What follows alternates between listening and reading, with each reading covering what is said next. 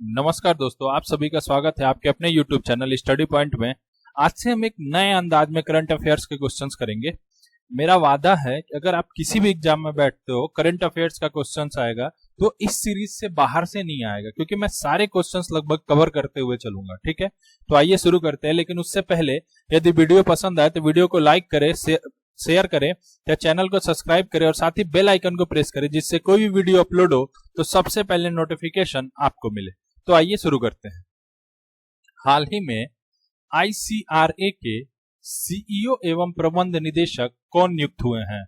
पीके Garg, Ramnath Krishnan, C K गोपालन, इनमें से कोई नहीं।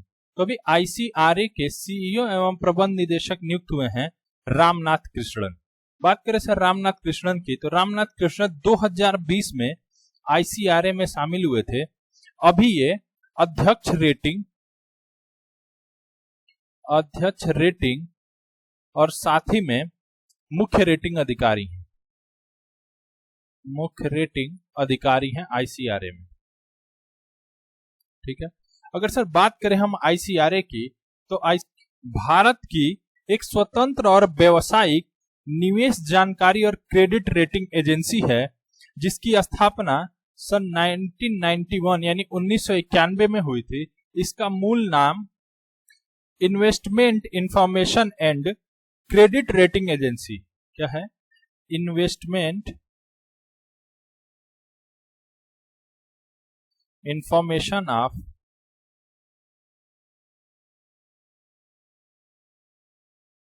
क्रेडिट रेटिंग एजेंसी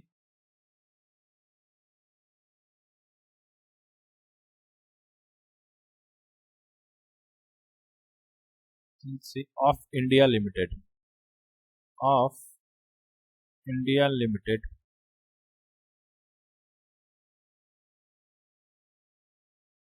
था। ओके, अगला, हाल ही में आईटीबीपी का स्थापना दिवस कब मनाया गया है? 23 अक्टूबर, 24 अक्टूबर, 21 अक्टूबर या 17 अक्टूबर? तो अभी हाल ही में आईटीबीपी का स्थापना दिवस मनाया गया है 24 अक्टूबर को। क्या हुआ था? 24 अक्टूबर 1962 को आईटीबीपी की स्थापना हुई थी। ओके, आईटीबीपी यानी कि इंडो तिब्बत बॉर्डर पुलिस, यानी कि भारत तिब्बत सीमा पुलिस।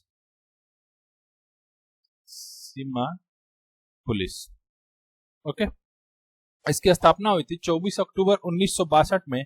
आईटीबीपी बेसिकली इसकी स्थापना क्यों हुई थी?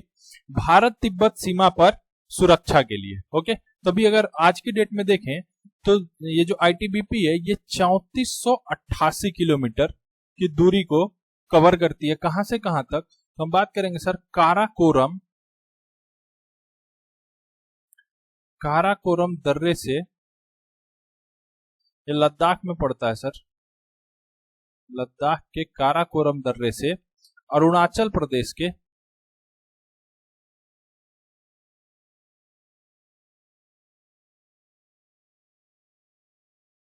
दिफला तक की सुरक्षा की जिम्मेदारी आईटीबीपी की होती है। ओके, अगर हम बात करें सर अभी आईटीबीपी की, तो आईटीबीपी के अभी महानिदेशक कौन है? श्री संजय अरोरा।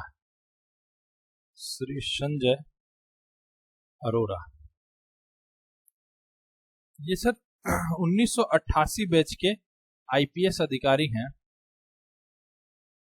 तमिलनाडु बैच के, तमिलनाडु कैडर के। ओके, चलो सर अगला, अगर सर हम इसमें ही बात करें कि तो आईटीबीपी की जो मैक्सिमम चौकियां है ना सर, वो 9000 फीट की ऊंचाई से लेकर 18800 फीट की ऊंचाई पर है। मतलब अगर यहाँ तापमान की बात करें तो यहाँ मैक्सिमम, यहाँ तापमान 0 से लेकर -45 डिग्री तक सेंटीग्रेड तक होता है।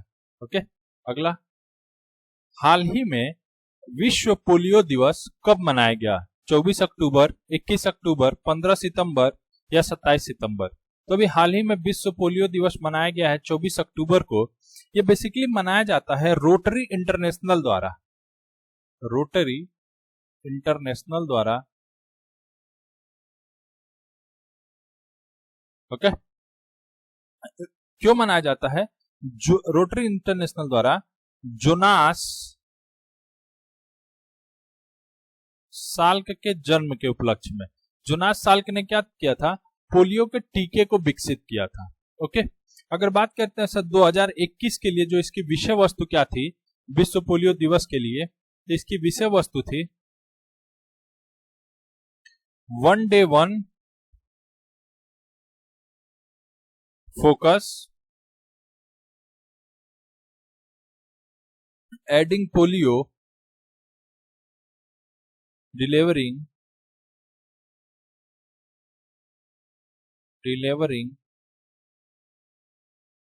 on our promise of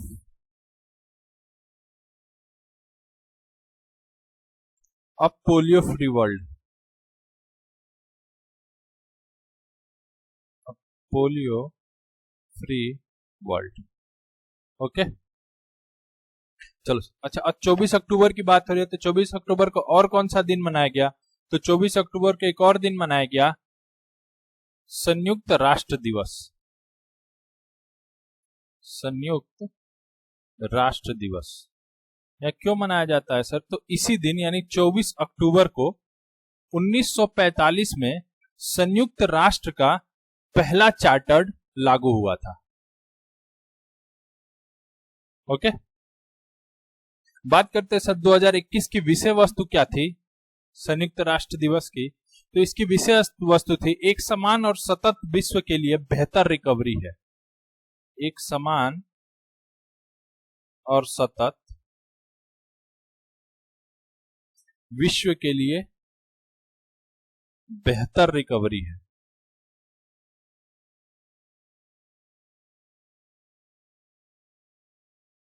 okay, एक दिन और मनाया गया है विश्व विकास सूचना दिवस यानी वर्ल्ड डेवलपमेंट इंफॉर्मेशन डे, यानी 24 अक्टूबर को और एक दिन मनाया गया है विश्व विकास सूचना दिवस।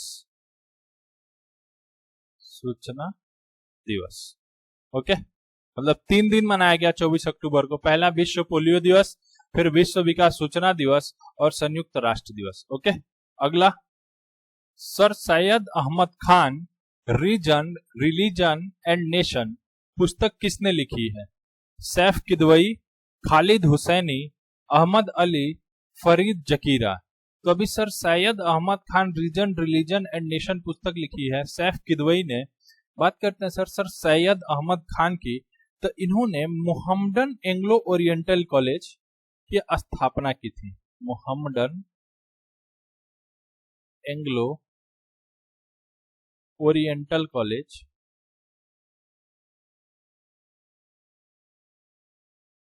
की स्थापना की थी, जिसका बाद में नाम बदल के कर दिया गया है अलीगढ़ मुस्लिम विश्वविद्यालय। अलीगढ़ मुस्लिम विश्वविद्यालय पूछेगा सर अलीगढ़ मुस्लिम विश्वविद्यालय का पुराना नाम, तो क्या होगा? Mohammedan Anglo oriental college. Okay sir, अभी हमने सर सैयद अहमद खान की 204वीं जयंती मनाई है 17 अक्टूबर को, यानी 17 अक्टूबर 2021 को हमने इनकी 204वीं जयंती मनाई। ओके, अगला हाल ही में कहा hyper scale data centre data समुद्र का उद्घाटन किया गया है? मुंबई, बेंगलुरु, चेन्नई या दिल्ली? तो अभी hyper scale data centre data समुद्र का उद्घाटन या अनावरण किया गया है बेंगलुरु में। ये होगा सर टेली इंडिया नेटवर्क्स का, टेली इंडिया नेटवर्क्स का। ओके, ये भारत का पहला on demand on requirement data centre होगा। क्या होगा? भारत का पहला on demand on requirement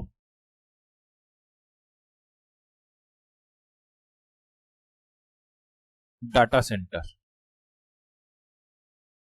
okay, अगला हिटलर एंड इंडिया पुस्तक किसने लिखा है? चेतन भगत, गुलजार, वैभव पुरंदरे, इनमें से कोई नहीं। तो हिटलर एंड इंडिया पुस्तक लिखा है वैभव पुरंदरे ने।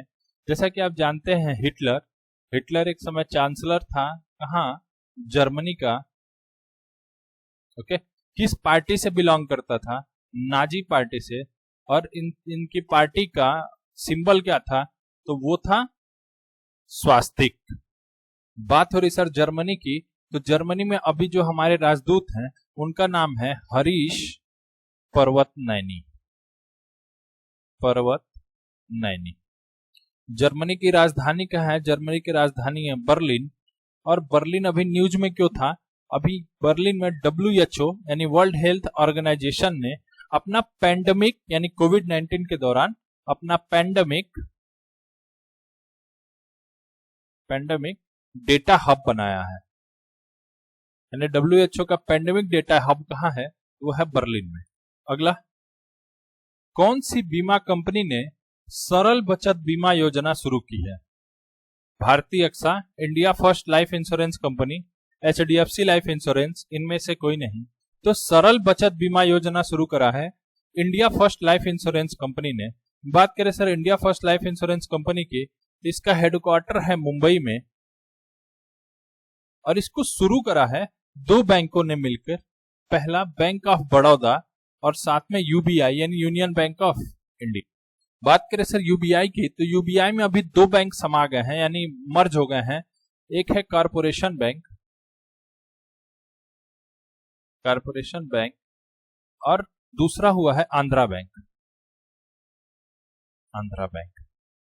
ओके, यानी अब UBI, कॉरपोरेशन और आंध्रा तीनों मिलके हो गए हैं यूनियन बैंक ऑफ इंडिया। ये कंपनी बनी थी सन 2009 में। ओके, अगला, हाल ही में सेवा ही संगठन कार्यक्रम के तहत वो मोदी वैन को किस राज्य में लॉन्च किया गया है? उत्तर प्रदेश, मध्य प्रदेश, झारखंड या राजस्थान? तो सेवा ही संगठन कार्यक्रम के तहत मोदी वैन को लॉन्च किया गया है उत्तर प्रदेश में। उत्तर प्रदेश के बेसिकली हम बात करें तो कौशाम्बी में। ठीक है, इसे लॉन्च किया है गृह मंत्री अमित शाह ने। चलो सर, अगर हम बात करें सेवा ही संगठन, तो ये क्या है? सेवा ही संगठन कार्यक्रम है। अभी PM नरेंद्र मोदी ने 20 साल पूरा किया है, CM और PM दोनों कार्यकाल मिला के।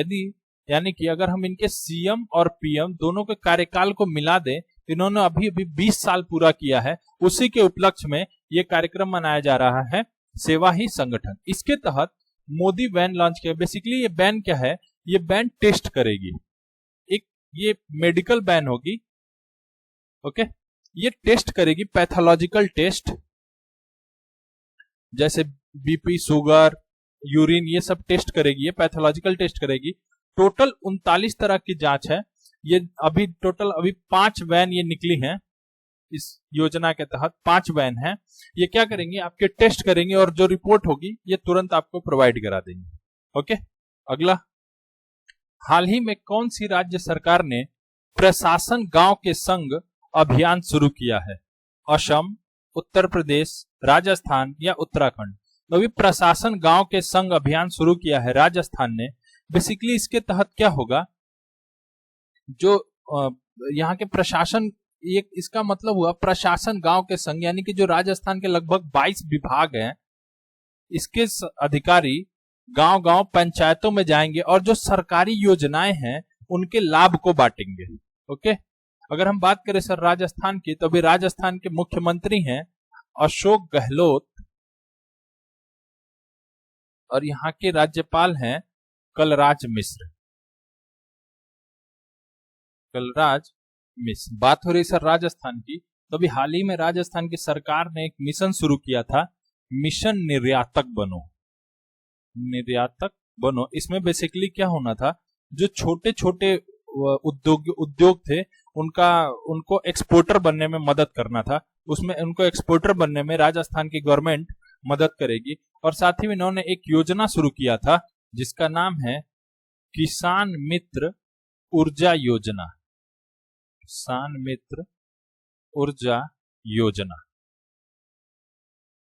और हमने पहले की वीडियो में डिस्कस किया है कि राजस्थान के जयपुर में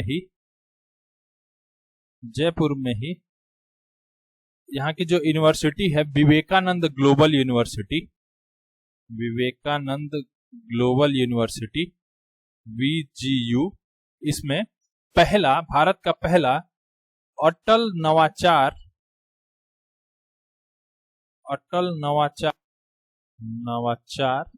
केंद्र, अटल सामुदायिक नवाचार केंद्र, सॉरी, अटल सामुदायिक नवाचार केंद्र। ओके, अगला, निम्नलिखित में से किस देश ने उबर कप 2021 जीता है? चाइना, मलेशिया, जापान या डेनमार्क? तो उबर कप 2021 जीता है चाइना। देखो सर, बात समझो, एक होता है उबर कप, एक होता है सर थॉमस कप।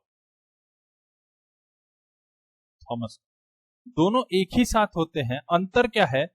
उबर कप जो होता है ये महिलाओं के लिए होता है, यानी फीमेल के लिए, और जो थॉमस कप होता है ये होता है मेल के लिए, यानी ये होता है मैन के लिए, ये होता है वोमन के लिए, औरतों के लिए।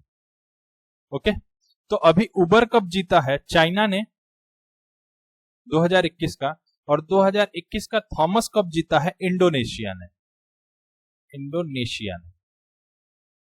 ओके, इंडोनेशिया में। ओके, ये उबर कप और थॉमस कप होता किस खेल में है? ये होता है बैडमिंटन। ओके, अच्छा, ये हुआ कहां इस बार? तो ये इस बार 2021 का हुआ है डेनमार्क में। डेनमार्क का एक शहर है आरहस, वहां पे ये हुआ है। ठीक है, अच्छा, उबर कप और थॉमस कप खेलती कौन सी कंट्री है? वो कंट्री खेलती है जो BWF यानी कि बैडमिंटन वर्ल्ड फेडरेशन में होंगी, जो कंट्री शामिल होंगी वो उबर कप और थॉमस कप खेलती है। ओके, बैडमिंटन वर्ल्ड फेडरेशन, तो बैडमिंटन वर्ल्ड फेडरेशन का मुख्यालय है कुआलालंपुर। कुआलालंपुर जो है ये है मलेशिया की राजधानी।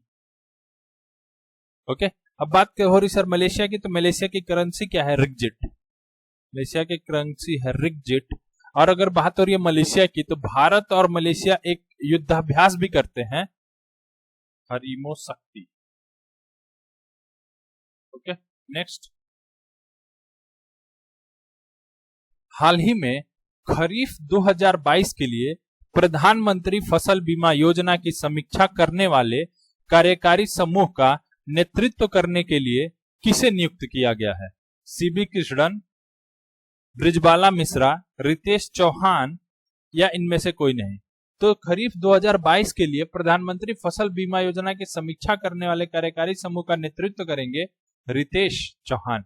देखो सर, क्या है खरीफ 2022, यानी कि जो खरीफ की खेती होगी 2022 में, उसकी जो फसल बीमा है उसकी योजना के लिए जो कार्यकारी समूह उसके नेतृत्व के लिए चुना गया है इनको। ठीक है, देखो सर, बात हो रही है फसल बीमा की। जब बीमा की बात होगी तो बीमा में हमेशा क्या होता है? प्रीमियम पेड करना होगा। आप प्रीमियम देते हो, जैसे मान लो आप LIC कराते हो, LIC की जीवन बीमा कराओगे तो हर महीने या हर 6 महीने पे या साल में आप प्रीमियम देते हो। तो वही बात है सर, फसल की बीमा होगी, उसका प्रीमियम आपको क्या होगा? पेड करना होगा। ठीक है, तो इसमें मान लो इसमें क्या क्या लिया है? अगर खरीफ की फसल होगी तो आपका प्रीमियम देना पड़ेगा 2%। ठीक है, अगर रबी की फसल होती है तो इसका प्रीमियम है 1.5% यानी 1.5%।